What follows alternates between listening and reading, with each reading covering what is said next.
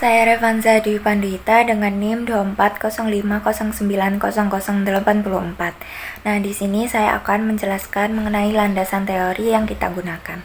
Jadi, jaringan komputer merupakan sistem yang menghubungkan berbagai perangkat agar dapat berbagi data dan sumber daya seperti file, printer, maupun koneksi internet. Nah, dalam proyek kali ini kita menggunakan Cisco Packet Tracer, yaitu aplikasi simulasi jaringan yang berguna untuk merancang, menguji, dan menganalisis jaringan komputer secara virtual sebelum diterapkan secara nyata. Nah, untuk topologi jaringan yang kita gunakan ini tuh menggabungkan dua jenis topologi, yaitu mesh dan star. Untuk topologi mesh ini itu digunakan untuk menghubungkan jaringan antar lantai karena memiliki kecepatan yang lebih tinggi dan ketahanan terhadap gangguan. Sementara itu topologi star itu digunakan dalam satu lantai karena lebih terpusat dan mudah dalam pengelolaannya. IP address dan subnetting digunakan untuk memungkinkan pembagian jaringan besar menjadi beberapa subnet yang lebih kecil agar struktur jaringannya itu lebih efisien dan mudah diatur. Nah, untuk meningkatkan keamanan dan efisiensinya ditetapkan juga virtual LAN atau VLAN yang memisahkan jaringan berdasarkan fungsi bukan lokasi fisik perangkat. Selanjutnya juga proses komunikasi antar subnet itu diatur melalui mekanisme routing, baik secara statis atau manual maupun dinamis atau otomatis. Nah, ini itu tergantung kebutuhan jaringannya. Nah, terakhir itu sistem domain name system atau DNS diterapkan untuk menerjemahkan nama domain menjadi IP address sehingga pengguna cukup mengakses alamat seperti contohnya itu c2.unes.ac.id. Jadi tidak perlu mengingat deretan angka IP. Selanjutnya ini adalah denah gedung dari C2 Visip UNES yang akan kami rancang instalasi jaringan komputernya. Di gedung ini itu memiliki 3 lantai. Yang pertama itu terdiri dari beberapa ruang praktikum seperti ruang kelas PIPS, ruang jurnal dan media, ruang pembelajaran mikro PIPS, dan ruang mikro teaching juga. Serta kita menambahkan juga ruang server yang berperan sebagai pusat jaringan. Nah, untuk lantai 2 dan lantai 3-nya ini tuh berisi ruang yang akan kami integrasikan ke dalam jaringan. Setiap lantainya itu kami rancang memiliki jaringan tersendiri yang tidak terkoneksi secara langsung antar ruangannya, namun terhubung antar lantai.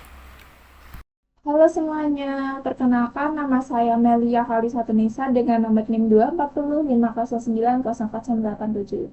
Tadi kan teman saya sudah menjelaskan beberapa materi tentang simulasi hari ini ya. Di sini saya bakal menjelaskan tentang analisis ini kebutuhan perangkat jaringan. Pertama yang paling utama adalah tak lupa kita menggunakan router. Router ini kami menggunakan merek TP-Link dengan spesifikasi ini kecepatannya 300 Mbps, 2 antena eksternal dan 4 port LAN, 1 port WAN dan Wi-Fi. Lalu sudah ada WPA dan WPA 2 ya. Jumlah yang digunakan adalah satu router, harganya 200.000. Sebelum lanjut ke perangkat selanjutnya, jadi di sini kami menggunakan Shopee sebagai dasar dari pengamatan harga-harga dan spesifikasi yang kami tuliskan di laptop ini. Lalu yang kedua ada switch dari merek TP-Link dengan TLSF 124D 24 port, kecepatan 300 Mbps, ada 5 port Ethernet dan 2 antena, 5 dBi dan mode routernya AP atau X atau tender. Sudah BPA atau BPA 2 ya. Yang dibutuhkan adalah 4 switch dan harga satuannya 830.000 dan harga totalnya adalah 1.290.000. Lalu selanjutnya adalah ada access point menggunakan merek TP-Link juga dengan spesifikasi TPWR8400M dan 5 port, kecepatannya 3 Mbps, ada 5 port Ethernet dan 2 antena, ada 5 dBi, mode routernya bisa AP, bisa X atau bisa TMB. Dengan WPA atau WPA 2 dan jumlah yang dibutuhkan adalah 18 18 AP dan harga satuannya adalah 160.000. Jika di total adalah ada 2.880.000. Selanjutnya PC buat end device kita menggunakan merek Lenovo yaitu komputer all-in-one Intel Core i3 dan RAM 4 GB dan ada HDD-nya juga 500 GB, bisa SSD juga dengan 256 GB, layarnya 19 sampai 21 inci. Terus ada port USB-nya, ada HDMI dan ada perangkat yang dibutuhkan adalah 18 dan harga satuannya adalah 2.900.000 jika di total ada 52.200.000. Selanjutnya ada server ya. Server ini kita pakai menggunakan Dell. Spesifikasinya adalah Power T630, prosesornya Intel Xeon, RAM hingga 768 GB, DDR4, slot PCIe, dukungan RAID dan atau manajemen ITRAC. Server yang digunakan adalah satu dan perangkat satuannya adalah 5.100.000, totalnya 5.100.000. Untuk semuanya ini di total 61.670.000. Ini belum input sama kabel, mungkin jika sama kabel lebih dari 61 atau sekitar 70 juta sampai 80 juta. Seperti itu. Baik, selanjutnya bakal dijelaskan langsung tentang simulasi instalasi jaringan oleh teman saya. Terima kasih semuanya. Oke, halo semua. Saya Binawan Prabasyata dengan NIM 24050900083. Oke, jadi di sini saya mau menjelaskan tentang konfigurasinya dari simulasi jaringan pada gedung C2 Visip. Oke, di gedung C2 Visip itu ada 3 lantai ya, dari lantai 1, lantai 2, dan lantai 3. Nah, di sini kita menggunakan perangkat ada satu router, 3 switch, satu server, dan 18 access point. Oke, sebelum lanjut ke konfigurasi, yang pertama harus dipikirkan itu ada pembagian ini, subnettingnya. Jadi di lantai 1 pakai network address-nya tuh 192.168.1.0. Oke, untuk lantai 2 itu pakainya 2.0 dan lantai 3 itu pakainya 3.0. Nah, untuk servernya itu ada di sini ya. Nanti pakai VLAN 99 buat servernya. Masih di jaringan 1.0, tapi nanti ini dibedakan sendiri. Dan untuk subnet masknya itu pakainya /27 atau 224. Ya, jadi ini kayak pembagiannya tuh udah pasti urut lah. Terus lanjut ke konfigurasi. Yang pertama itu ada di router pusat. Oke, untuk konfigurasinya saya kasih lihat dulu. Show.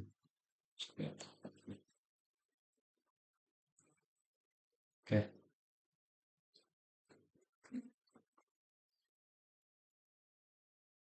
Yang pertama di setting tuh ada DHCP Pulse. Jadi di sini kita membagikan alamat-alamat IP yang akan digunakan oleh hostnya nanti. Seperti yang tadi ini dengan subnettingnya tinggal dicocokkan aja dari VLAN 11 sampai VLAN 36. Mana tadi? Nah ini bisa dilihat sendiri ya di sini. VLAN 11 pakainya dari 192.168.1.0 slashnya 27, betul, dan servernya, terus default routernya ini untuk routingnya nanti. Nah, di sini terus selanjutnya tuh ada DHCP excluded address yang ini. Nah, ini tuh untuk menentukan rentang IP yang tidak boleh dibagikan oleh DHCP. Nah, fungsinya tuh untuk mencegah konflik IP dengan perangkat yang menggunakan IP statis, misalnya router, server, dan atau printer dan lain-lain.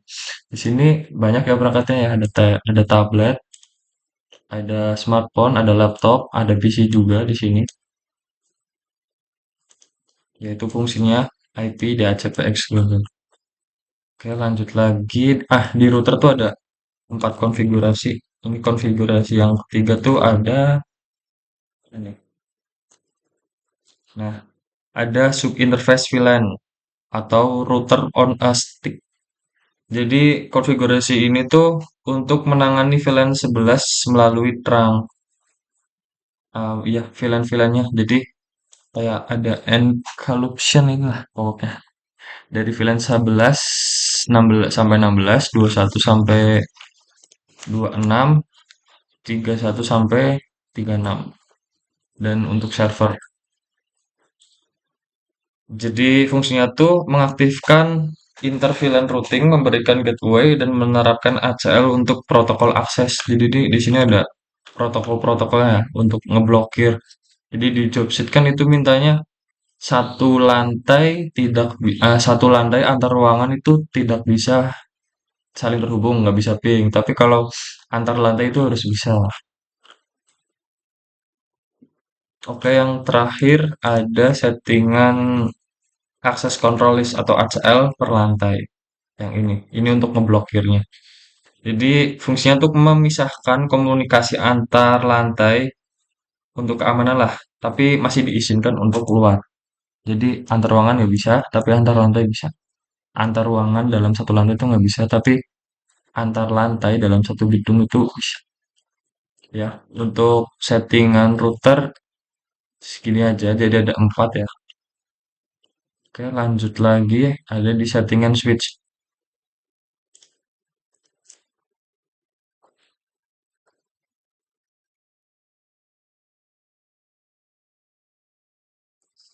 Show running. Oke. Nah, di switch ini tuh sebelumnya tuh kita daftarkan VLAN database-nya dulu. Untuk VLAN 11 itu buat ruangan lantai satu,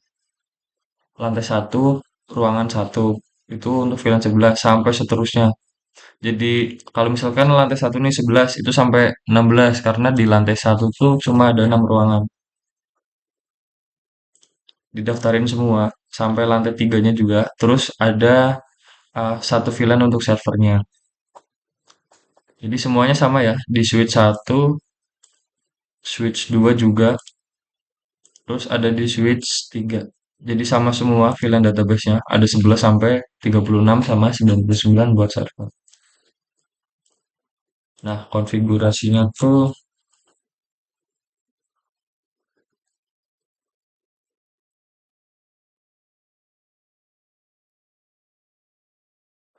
banyak banget ini. Nah, sebenarnya ini perulangan aja ya. Perulangan. Eh, Konfigurasinya tuh cuma perulangan yang settingan konfigurasi di switch ini fungsinya itu untuk membatasi hostnya nanti. Jadi aku maunya tuh dalam satu ruangan cuma cuma bisa dipakai oleh dua dua host per ruangan tuh cuma bisa ada yang dua. Terus di sini aku khususkan cuma bisa dipakai satu. Nah, setelah misal nih perangkat pertama udah connect duluan ke access point, nanti kalau ada perangkat baru ingin connect itu nggak bisa dapat IP-nya. Jadi fungsi settingan di switch itu seperti itu. Oke, udah senang banget. Jadi di settingan VLAN 11 itu switch switch portnya dijadikan mode akses. Terus maksimumnya tuh 2. Lah ini tuh maksimum 2 tuh untuk ininya ya, untuk perangkatnya nanti. Nah, terus ini untuk pendataan ininya MAC address-nya. Jadi yang pertama connect itu udah pasti bisa connect, terus perangkat barunya tuh nggak bisa. Nah, ini diulangin terus di switch satu itu dari VLAN 11 sampai VLAN 16. Jadi cuma 6 ruangan. Nah, yang ini tuh tergantung portnya. Jadi kalau di sini tuh port 22 sama 24 itu disetel mode terang. Jadi ini tuh untuk meneruskan ke switch 2. Kalau ini untuk meneruskan DHCP-nya dari router sama routingnya. Jadi ini untuk inilah apa jalurnya. Kalau mode terang itu untuk jalurnya. Nah ini akses, ini untuk akses server sendiri buat nanti DNS-nya. Itu settingan switch 1, switch 2, sama switch 3 itu sama semua, cuma bedanya di nama VLAN-nya aja, di nomor VLAN-nya aja. Nah, tuh kalau kalau switch 2 itu VLAN-nya tuh mulai dari 21 buat lantai 2, ruangan 1. Sama switch 3 juga sama aja.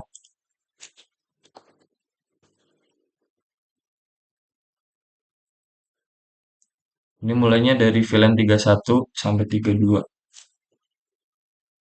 Terus port-portnya juga menyesuaikan ya. Kalau ini kan dapat apa ya, terusan dari switch kedua masuk ke switch tiganya. Dijadikan mode terang. Itu untuk jalurnya lah.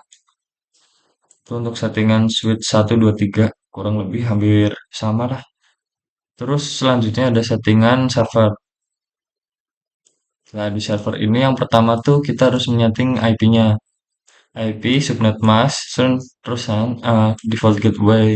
Ini untuk nanti tuh bisa diakses websitenya sama host-hostnya ya, sama perangkat-perangkat yang sudah pasti terhubung atau yang sudah terdaftar. Itu juga sesuai job sheet sih. Kan ada mintanya perangkat baru tidak dapat terhubung. Terus di DNS ini untuk mengakses apa ya? Kayak websitenya gitu. DNS ini untuk addressnya. Yang penting ini tuh semuanya tuh menyesuaikan ini subnettingnya, pembagiannya. Jadi nanti nggak ada yang tabrakan gitu IP, nggak ada yang bentrok. Harus sesuai sih. Kayak yang terakhir itu ada settingan access point. Nah, access point ini aku bikin gampang aja namanya. Di lantai satu itu pakainya nama L1R1. Ini nama kepanjangannya lantai satu ruangan satu. Settingnya gampang, cuma dijadiin mode WPA2 PSK, terus langsung setting ininya aja, sandinya aja. Itu untuk semua akses point sama aja, sampai akses point yang lantai 3 juga sama aja. Tuh, L3 R6, lantai 3 ruangan 6, maksudnya juga sama semua, biar gampang diingat untuk nanti simulasinya langsung. Oke, terus perangkat perangkat yang dipakai itu settingan IP-nya tuh DHCP aja, itu udah pasti dapat lah request. Ya, sukses. Terus nanti ini contoh perangkat yang baru nyambung, yang baru connect lah. Itu pasti nggak bakal dapat DHCP, nggak bakal dapat IP-nya. Ya, DHCP valid. Oke, ini jalur-jalurnya ya. Jadi dari router pusat ke switch satu dulu. Nanti switch satu ini neruskan ke switch 2, switch 3. Nah, nanti di switch-switchnya itu dibagi lagi langsung ke access point. Nanti baru access point ke hostnya langsung ke klien. Bisa juga pakai ini, pakai apa namanya? Pakai kabel langsung, nggak pakai sinyal wireless. Tapi ini kan rata-rata wireless kan.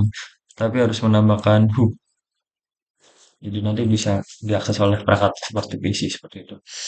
Oke, terima kasih. Ini sekian penjelasan konfigurasi dari saya. Nanti akan dilanjutkan oleh teman saya dengan simulasinya langsung.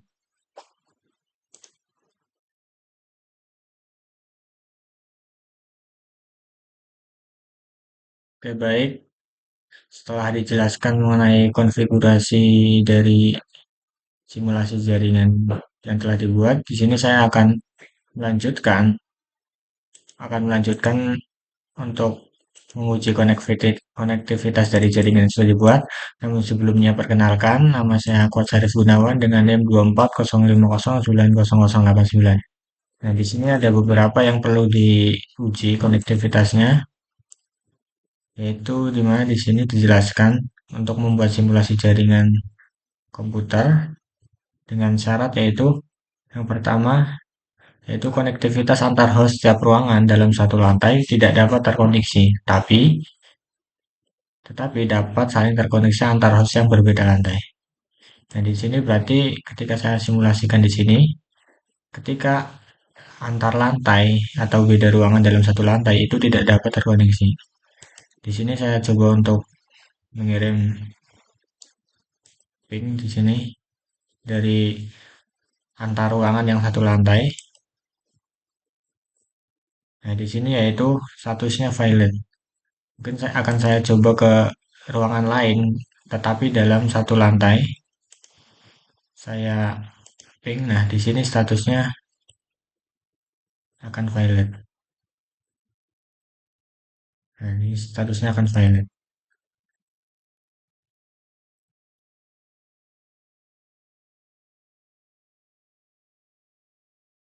Saya coba di ruangan lain, tapi tetap satu lantai. Nah, di sini yaitu statusnya akan violet. Namun di job saya dijelaskan yaitu ketika host berbeda lantai itu justru akan terkoneksi. Nah, di sini akan saya jelaskan. Misalkan saya ping antara lantai satu dan lantai 2. Nah, di sini statusnya akan successful atau berhasil. Akan saya coba antara lantai satu dan lantai 2.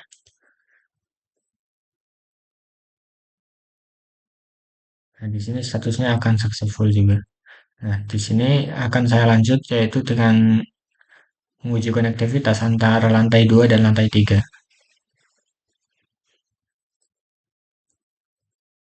Nah, di sini statusnya pun akan successful. Nah, selanjutnya yaitu akan saya coba lagi yang antara lantai 2 dan lantai 3.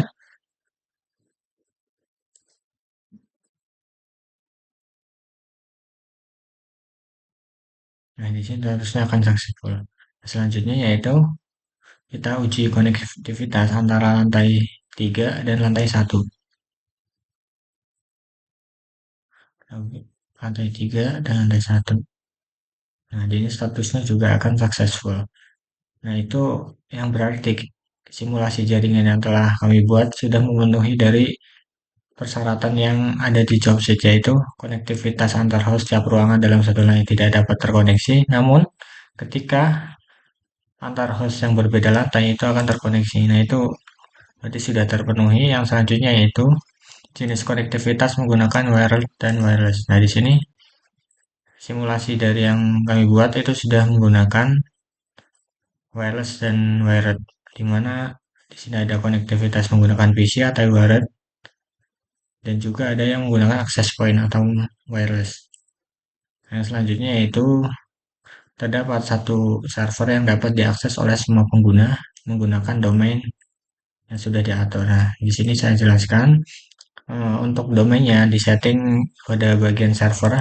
Nah, di sini pada bagian DNS sudah disetting yaitu terdapat nama c2unes.ac.id, namun yang nantinya bisa diakses oleh semua perangkat. Nah, di sini bisa menggunakan nama atau bisa menggunakan IP. Nah, di sini saya akan coba tes konektivitas menggunakan IP. Saya coba di lantai 1 ke web browser, lalu akses IP server yang sudah disetting sebelumnya. Nah, di sini yaitu akan tampil selamat datang berarti sudah terkonektivitas dengan server yang sudah disetting. Selanjutnya, saya cek pada lantai 2 ke web browser lalu akses IP dari servernya atau DNS dari servernya. Nah, di sini juga sudah terkonektivitas dengan server. Lalu kita cek untuk yang lantai 3. Kita ke desktop web browser, lalu kita inputkan IP dari servernya. Nah, di sini lantai 1, 2 dan 3 artinya sudah terkonektivitas dengan server. Yang artinya yaitu di sini persyaratan terdapat satu server yang dapat diakses oleh semua pengguna itu sudah terpenuhi. Nah, selanjutnya yang terakhir yaitu ada persyaratan konektivitas yaitu terdapat keamanan jaringan yang membatasi akses untuk perangkat baru. Nah, di sini Saya contohkan, ketika ada dua perangkat, yang satunya saya konektivitaskan dengan access point dengan cara seperti ini.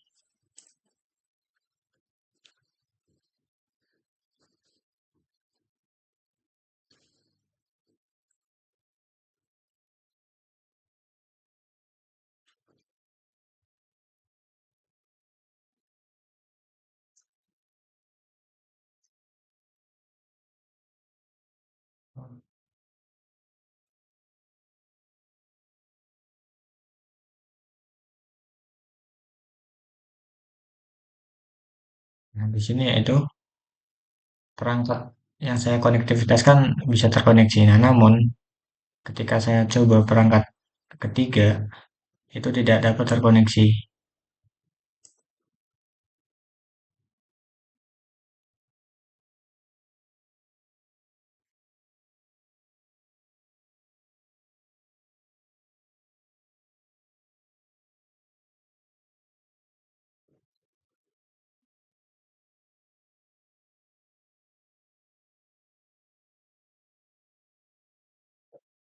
Nah, di sini tidak akan mendapatkan IP karena sudah terblokir oleh filtering yang sudah disetting pada switch yang sebelumnya. Jadi untuk job set untuk persyaratan keamanan jaringan itu dapat membatasi akses untuk perangkat baru, itu berarti sudah berhasil. Untuk konektivitas sejauh ini sudah memenuhi dari job set yang ada. Berarti untuk simulasi jaringan yang kami buat sudah terpenuhi dan sudah diujikan untuk konektivitasnya. Sekian, Assalamualaikum warahmatullahi wabarakatuh.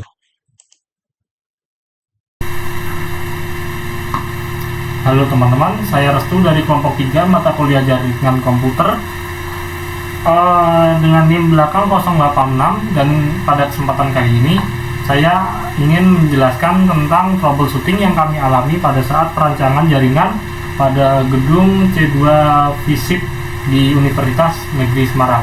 Langsung saja, yang pertama yaitu tentang tidak bisanya klien connect ke misal access point yang telah dikonfig gitu. Nah, itu sebenarnya masalahnya tuh bukan masalah ya, tapi lebih ke konfigurasi kita. Jadi kita itu konfigurasinya menetapkan maksimal 2 klien per per access point gitu, atau per jaringan. Nah, jadi misal ada orang ketiga atau orang selanjutnya itu nggak bisa login teman-teman. Misal nih ada satu orang udah login ke jaringan kita, itu masih bisa. Lalu ada satu orang lagi masuk ke jaringan kita, itu masih bisa. Lalu misal ada orang lagi nih yang mau masuk jaringan kita, nah itu bakal otomatis tidak akan bisa tersambung. Karena apa? Karena kita juga sudah memasukkan konfigurasi limit pengguna, yaitu maksimal 2 klien untuk perancangan ini. Nah, seperti itu. Lalu yang kedua itu masalah DNS atau domain name server yang tidak bisa terjangkau atau tidak bisa diakses. Nah, ini tuh penyebabnya biasanya tuh dari gateway IP per jaringan atau per kliennya itu nggak nyambung sama domain yang sudah di-config gitu. Misal nih, kita udah buat nih domain name server namanya c2.visitunes.ac.id gitu kan, dengan IP 192.168.1.230. Nah, misal aja nih. Nah, ada klien dari salah satu VLAN kita itu ingin ngeping tapi nggak bisa. Nah, itu mungkin gara-gara gateway-nya dari IP VLAN-nya ke IP DNS-nya itu gak nyambung teman-teman. Jadi untuk solusinya kalian bisa cek konektivitasnya dulu dengan perintah ping di CMD dengan mengetikkan IP yang disetting ke DNS. Nah, kalau masih tidak bisa, itu berarti ada konfigan di VLAN-nya, IP per VLAN-nya atau gateway itu ada yang salah, teman-teman. Nah, seperti itu. Lalu yang ketiga adalah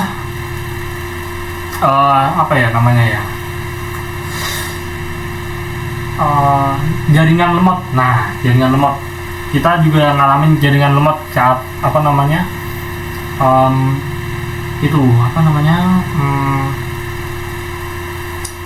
saat pengujian konektivitas. Nah, lemotnya gimana tuh? Lemotnya gini, kan udah ke setting semua kan. Kita juga mau uji konektivitas dari end device yang kami gunakan pada saat itu tuh, misal komputer nih, komputer 1 dari jaring VLAN 1 ke VLAN lainnya, di komputer VLAN lainnya. Nah gitu. Nah, mau ngeping nih atau mau uji koneksi nih, tapi konektivitasnya lemot banget sampai lama lah intinya. Nah, itu penyebabnya apa? Penyebabnya itu biasanya ada di VLAN-nya, config VLAN-nya, yaitu mode VLAN switch port yang tidak pakai mode terang. Nah, biasanya kalau masih pakai akses itu jaringannya agak terhambat gitu. Nah, kenapa harus terang? Karena terang ini ibarat kata itu membuka jalan yang lebih luas. Jadi banyak VLAN tuh bisa berlalu lintas gitu, nggak cuma satu VLAN doang. Kalau akses kan pakai satu VLAN doang. Nah, untuk solusi yang kedua yaitu coba periksa list VLAN yang kalian daftarkan di masing-masing switch gitu. Nah, kalau VLAN-nya belum terdaftar, itu bisa aja konektivitasnya tuh bakal lemot banget, atau mungkin sampai nggak bisa connect, teman-teman. Nah, itu untuk solusinya. Lalu yang keempat adalah perhitungan subnetting yang tidak efisien atau pemborosan IP client, gitulah namanya. Nah, ini tuh gimana? Itu masalah ini tuh seperti kita menyia-nyiakan sumber daya yang ada gitu. Misal ibarat kata nih, ibarat kasar aja ya, kita cuma butuh 2 kursi di suatu kelas, tapi kita malah beli banyak kursi sampai 30 gitu kan. Itu kan namanya pemborosan.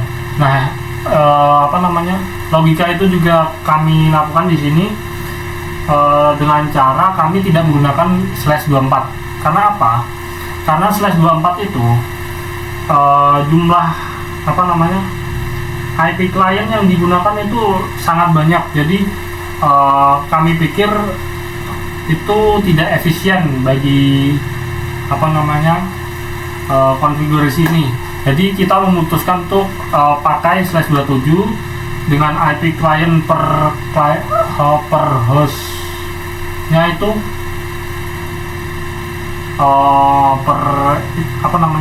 sekitar 30-an IP yang bisa digunakan, sehingga tidak membuang-buang IP yang ada. Lalu selanjutnya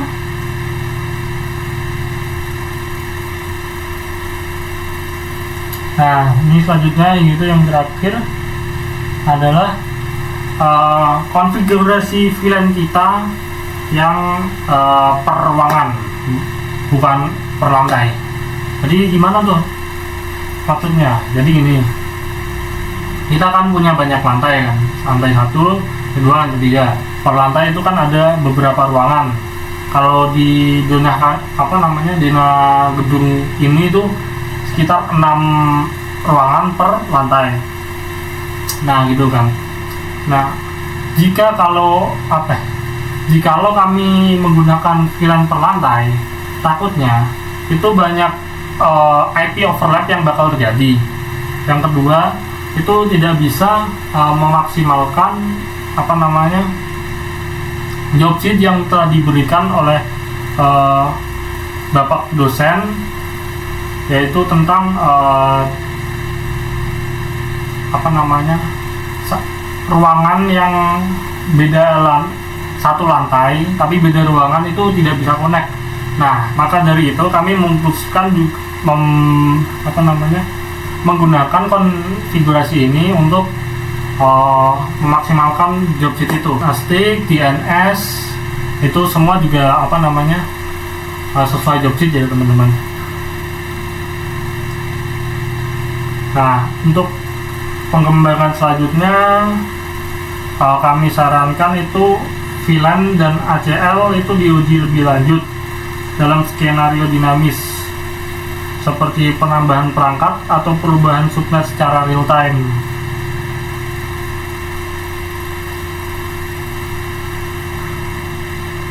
Lalu yang terakhir, dokumentasi konfigurasi yang lebih sistematis dan pembuatan backup config secara berkala akan membantu dalam pemeliharaan jaringan jangka panjang. Jadi seperti itu dari saya, kurang lebihnya mohon maaf. Assalamualaikum warahmatullahi wabarakatuh.